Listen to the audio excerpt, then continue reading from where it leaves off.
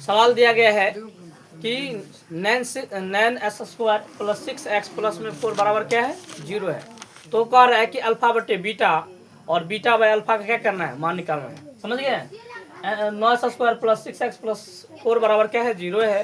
तो कह रहा है कि alpha by beta plus beta by alpha का क्या करना है मान निकालना है। यह आपके एनसीईआरटी सेट बुक में नहीं दिया है, समझ गए, लेकिन एग्जाम पूछता है, एग्जाम में क्या करता है पूछता है। तो आइए देखते हैं, बहुत ऐसे सवाल जो आपके बुक में नहीं दे फिर भी सवाल क्या होता है पूछता है। तो देखिए सवाल देखते हैं। तो लिखेंगे सबसे पहले इसका किसका मान कह रहा है सवाल में अल्फा बटे बीटा, बीटा बाय अल्फा। तो क्या करेंगे ए बराबर कितना है, ए की जगह क्या है 9, बी की जगह क्या है 6 और सी की जगह क्या है 4 बराबर है ना। इसलिए लिखेंगे इसलिए अल्फा बाय बीटा और बीटा में क्या है अल्फा। बीटा अल्फा का लघुत्तम लीजिएगा तो क्या आएगा, नहीं कट रहा है तो क्या करेंगे गुना कर देंगे। तो क्या आएगा इसका लघुत्तम अल्फा बीटा या बीटा अल्फा, समझ में आ गया। तो अल्फा बीटा आया ना। अब बीटा से भाग देंगे इसमें दोनों में तो क्या कट जाएगा बीटा ना। तो क्या बच गया अल्फा गुना अल्फा, तो क्या हो गया अल्फा स्क्वायर प्लस।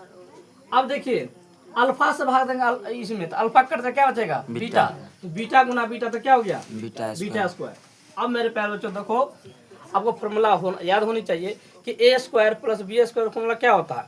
इसका फॉर्मूला होता है ए प्लस बी का होल स्क्वायर माइनस में 2ab होता है। तो देखिए अल्फा प्लस बीटा का whole square minus 2 alpha into beta मतलब ए इंटू बी। अब बटे जैसा इसको वैसा रखिए, यहाँ लिख दीजिए ए स्क्वायर प्लस बी स्क्वायर का फॉर्मूला होता है क्या होता है जी ए प्लस बी का होल स्क्वायर माइनस में 2ab। इसके अनुसार हम तोड़ दिए, एक जगह क्या आ गया अल्फा, अब जगह क्या है बीटा।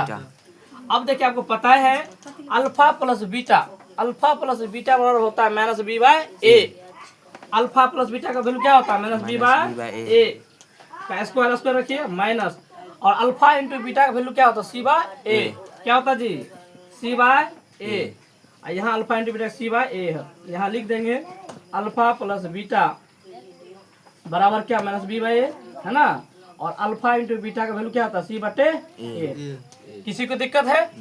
अब चलिए ये जो है ना मैंने तो होगा ही होगा क्योंकि फॉर्मूला का है। बी बराबर क्या दिया बताइए तो 6 और ए का वैल्यू कितना दिया जी 9 स्क्वायर दीजिए माइनस 2।